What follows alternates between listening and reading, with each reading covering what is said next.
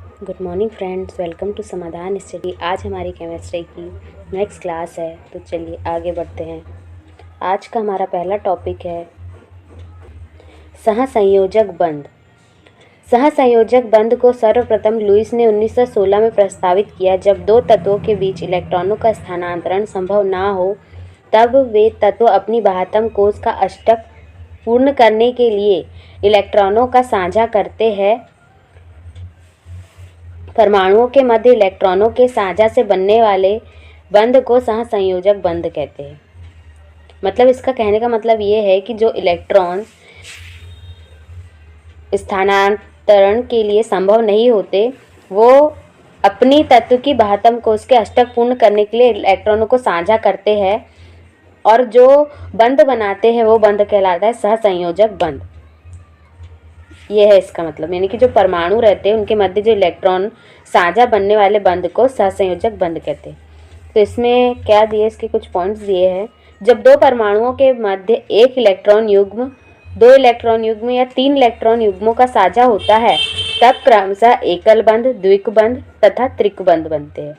मतलब दो परमाणुओं के बीच युग्म, एक इलेक्ट्रॉन युग्म, दो इलेक्ट्रॉन युग्म या तीन इलेक्ट्रॉन युग्मों का साझा होगा, तो वहाँ कौन से कौन से बंध बनेंगे? एकल बंध, द्विक बंध और त्रिक बंध बनेंगे। एकल बंध ये ऐसा होता है, द्विक बंध और ये त्रिक बंध ऐसे बनते हैं। ये इस तरह से प्रदर्शित होते हैं। किसी सहसंयोजक यौगिक में किसी परमाणु द्वारा दूसरे परमाणुओं के साथ बनाए गए सहसंयोजक बंधों की संख्या उस परमाणु की सहसंयोजकता कहलाती है। मतलब जैसे जो सहसंयोजक यौगिक में किसी परमाणु द्वारा दूसरे परमाणुओं के साथ, जैसे कोई एक दूसरा परमाणु है और किसी दूसरे परमाणु के साथ सहसंयोजक बंधों की संख्या जो बनाए, तो सहसंयोजक बंधों की संख्या क्या कहलाती है? सहसंयोजकता कहलाती है। सहसंयोजक बंध यानी कि कोवैलेंट बॉन्ड होता है। जैसे CH4 में कार्बन हाइड्रोजन के साथ चार सहसंयोजक बंध बनाता है। जैसे CH4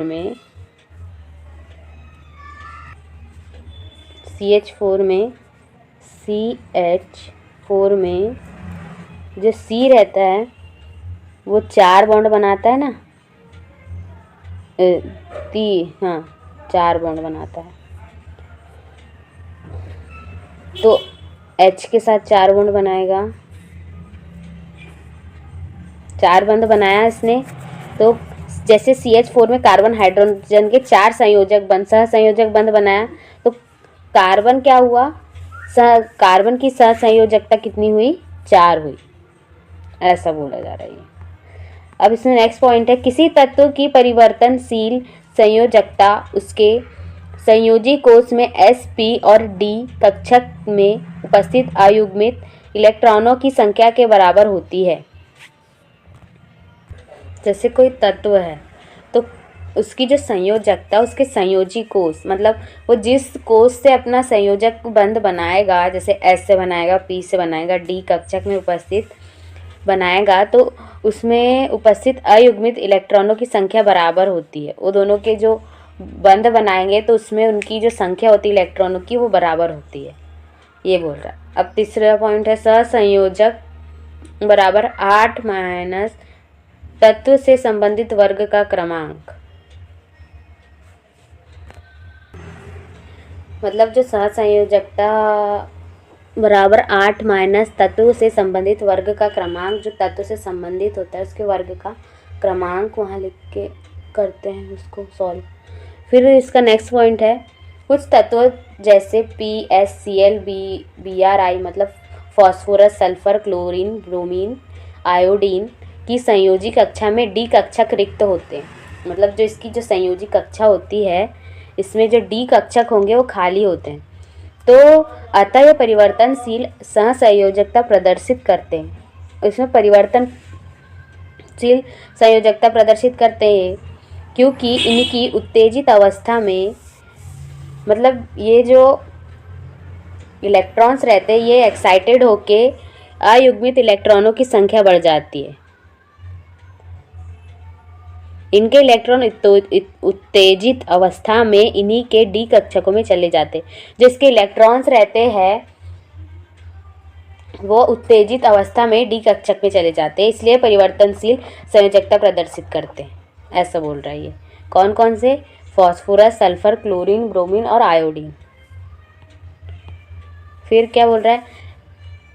हाइड्रोजन, नाइट्रोजन, ऑक्सीजन और फ्लोरीन के संयोजी कक्षा में डी कक्षक नहीं पाया जाता है। जो हाइड्रोजन होता है और नाइट्रोजन, ऑक्सीजन और फ्लोरीन होता है, इनके जो संयोजी कक्षक में डी कक्षक नहीं पाया जाता है, संयोजी कक्षा में डी कक्षक नहीं पाया जाता है, अतः इनमें उत्तेजित अवस्था नहीं होती है। ये परिवर्तनशील संयोजकता भी प्रदर्शित नहीं करते। इसी कारण NCl3 तो पाया जाता है किंतु NCl5 नहीं पाया जाता। NCl3 पाया जाएगा लेकिन NCl5 ऐसा कोई कभी पाया नहीं जाता, कोई यौगिक पाया नहीं जाता। जिन यौगिक में परमाणु सहसंयोजकता बंधों द्वारा जुड़े होते हैं वे सहसंयोजक यौगिक कहलाते हैं। मतलब जो यौगिक परमाणु सहसंयोजक बंधों द्वारा जुड़े होते हैं, जो सहसंयोजक बंधों द्वारा जुड़े होते हैं वे सहसंयोजक यौगिक कहलाते हैं। जो अगर उनसे नहीं जुड़े तो दूसरे सहसंयोजक नहीं कहलाएंगे, वो सहसंयोजक नहीं कहलाएंगे, वो सहसंयोजक बंध नहीं कहलाएंगे। तो इसका एक एग्जाम्पल है, जैसे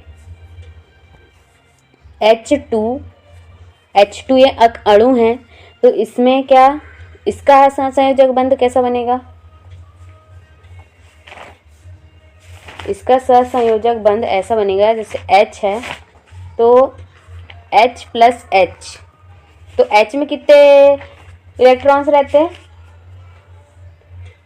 H में ये एक इलेक्ट्रॉन रहेगा और ये एक इलेक्ट्रॉन रहेगा, तो ये दोनों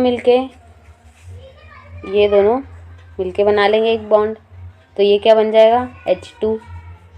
या फिर इसको ऐसा भी लिख सकते हैं HH। तो ये कौन सा युग्म बना? एक इलेक्ट्रॉन युग्म बना, एक इलेक्ट्रॉन युग्म बना। अब इसमें आगे हम देखेंगे, जैसे इसमें ऑप्शन दिया है Cl2 दिया है, तो इसमें Cl में यहाँ पे देखते हैं हम, Cl में कितने दिए हुए हैं? Cl में कितने रहते हैं? Cl2 दिया है, तो Cl में कितनी इसका क्रमांक रहता है? अणु का क्रमांक 17 रहता है। तो हम इसकी इलेक्ट्रॉनिक संरचना करेंगे तो कितना आएगा? 287 आएगा। तो 287 आया, तो फिर हमने इसमें क्या करे, जो Cl में कितने, जो अंतिम 2 और 8, ये क्या हो गई? इनकी क्षमता पूरी हो गई, 7 है, 8 होना चाहिए। तो इसमें हम क्या करेंगे? Cl प्लस Cl का वो करेंगे,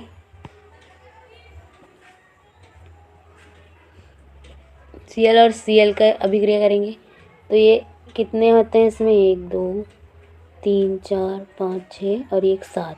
यहाँ पे भी कितना? 1 2 3 4 5 6 7। ठीक है, तो ये एक इलेक्ट्रॉन और ये एक इलेक्ट्रॉन दोनों मिलके एक बॉन्ड बना लेंगे। तो ये बॉन्ड कौन सा बॉन्ड कहलाएगा?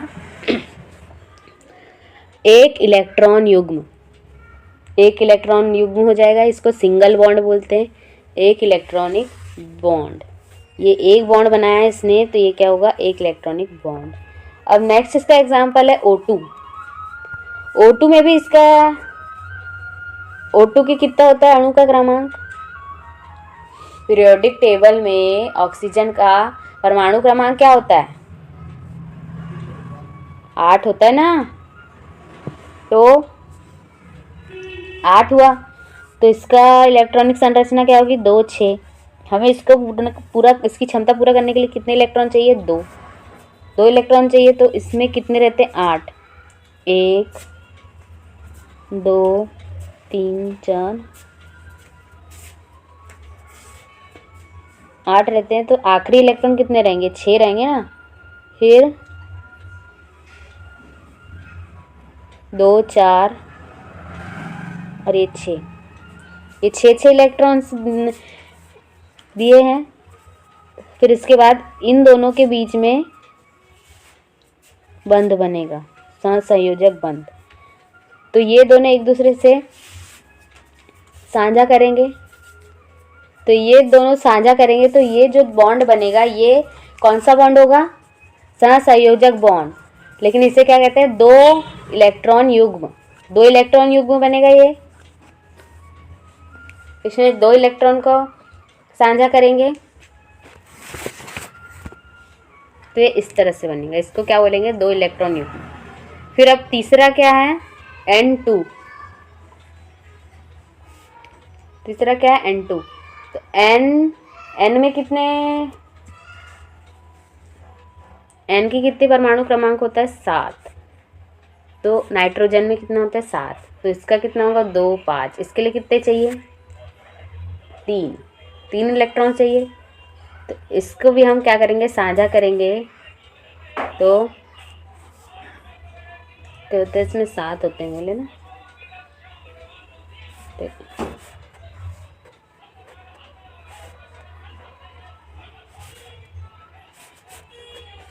7 होते हैं।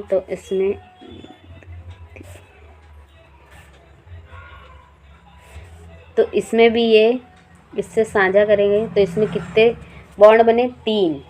तो इसका नाम होगा 3 इलेक्ट्रॉन युग्म। 3 इलेक्ट्रॉन युग्म बनेगा। तो इसमें कौन सा बंध बना है? ये त्रिक बंध। सबसे पहले Cl में कौन सा बंध बना? Cl में बना एकल बंध, एकल बंध बना उसमें। और Cl2 वाले में एकल बंध बना। यहाँ पे ये Cl2 वाले में कौन सा बंध बना? एकल बंध। O2 में कौन सा बंध बना? O2 में बंधा द्विक बंध। और N2 में बना त्रिक बंध। Single bond, double bond, single bond, Cl2 में सिंगल बॉन्ड, O2 में डबल बॉन्ड और N2 में ट्रिपल बॉन्ड। इसको हिंदी में कहते हैं एकल बंध।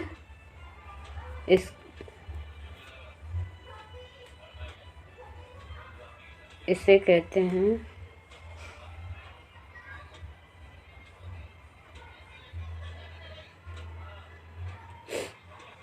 ये Cl2 में जो बंध बना इसे कहते हैं एकल बंध और इसे कहते हैं द्विक बंध। और जो N2 में बना उससे कहते हैं त्रिक बंध।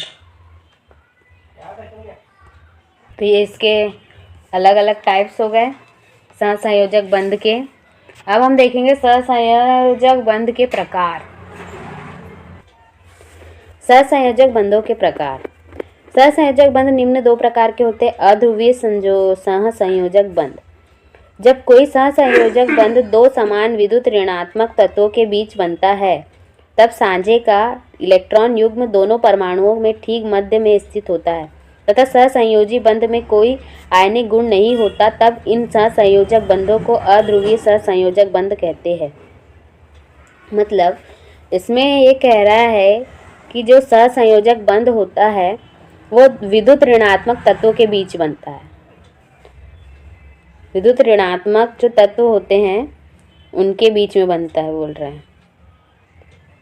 तब साझे का इलेक्ट्रॉन युग्म दोनों परमाणुओं में ठीक मध्य में स्थित होता है, बोल रहे हैं। तथा सहसंयोजी बंध में कोई आयनिक गुण नहीं होता है, कोई आयनिक गुण नहीं होता है इसमें। तब इन सहसंयोजक बंधों को अध्रुवीय सहसंयोजक बंध कहते हैं। जैसे कि इसके एग्जाम्पल है H2N2 O2 Cl2 CH4। जैसे H2 बनता है तो H2 में क्या, इसमें आयनिक गुण नहीं होता है और ये विद्युत ऋणात्मक तत्वों के बीच बनता है और इसमें इलेक्ट्रॉन युग्म दोनों परमाणुओं के ठीक मध्य स्थित होता है। इलेक्ट्रॉन जो बॉन्ड होता है, इलेक्ट्रॉन युग्म, वो दोनों इलेक्ट्रॉनों के बीच होता है। इन सारे तत्वों में। अब नेक्स्ट है ध्रुवीय सहसंयोजक बंध। जब कोई सहसंयोजक बंध भिन्न भिन्न विद्युत ऋणात्मकताओं वाले तत्वों के बीच बनता है, तब साझे का इलेक्ट्रॉन युग्म अधिक विद्युत ऋणात्मक तत्वों की ओर आकर्षित हो जाता है तथा एक तत्व पर आंशिक धनावेश तथा दूसरे तत्व पर आंशिक ऋणावेश आ जाता है, अर्थात बंध में आयनिक लक्षण आ जाता है। इस प्रकार के सहसंयोजक बंध को ध्रुवीय सहसंयोजक बंध कहते हैं। मतलब इसमें कह रहा है कि जब सहसंयोजक बंध भिन्न भिन्न विद्युत ऋणात्मकताओं वाले तत्वों के बीच आते हैं, यानी कि जो अलग अलग जो ऋणात्मक जो तत्व रहते हैं उनके बीच जो सहसंयोजक बंध होता है, तब साझे का इलेक्ट्रॉन युग्म अधिक विद्युत ऋणात्मक तत्व की ओर आकर्षित होता है। जैसे कोई कम युग्म वाला इलेक्ट्रॉन है और कोई ज़्यादा युग्म वाला इलेक्ट्रॉन है, तो वो कम वाला जो रहता है वो उसकी तरफ आकर्षित हो जाता है तथा एक तत्व पर आंशिक धनावेश तथा दूसरे तत्व पर आंशिक ऋणावेश लग जाता है। जैसे कोई कम वाला है तो वो उसके तरफ चले गया तो उसमें धनावेश लग जाएगा और इसमें ऋणावेश लग जाएगा, ऐसा इस तरीके से हो जाएगा इसमें। फिर अर्थात बंध में आयनिक लक्षण आ जाता है, उसमें आयनिक लक्षण आ जाता है, जैसे उसमें आयंस लग जाएंगे ऋणावेश धनावेश, तो उसमें आयनिक लक्षण आ जाएगा। इस प्रकार के सहसंयोजक बंध को ध्रुवीय सहसंयोजक बंध कहते हैं। जैसे कि इसके कुछ एग्जाम्पल्स है, जैसे कि इसमें एक एग्जाम्पल दिया है HCl हाइड्रोक्लोरिक अम्ल हाइड्रोक्लोरिक एसिड में ध्रुवीय बंध को निम्न प्रकार से समझाया गया है। जैसे कि इसमें दिया है H और Cl में कितने रहते हैं, Cl में 17, इसका परमाणु क्रमांक है 17, तो आखिरी की जो क्षमता रहेगी वो 7 रहेगी। तो जो H रहता है, H में कितने रहते हैं, इसमें 1 इलेक्ट्रॉन है, तो ये इससे क्या करेगा, साझा करेगा, तो ये इससे जाके एक बंध बना लेगा, तो ये क्या बनेगा HCl। तो H में कितना, H इसको अपना एक वो देगा, तो इसमें H प्लस लग जाएगा और जो Cl माइनस लग जाएगा। तो इन दोनों के बीच जो बंध बनेगा वो ध्रुवीय सहसंयोजक बंध होगा। ऐसा ये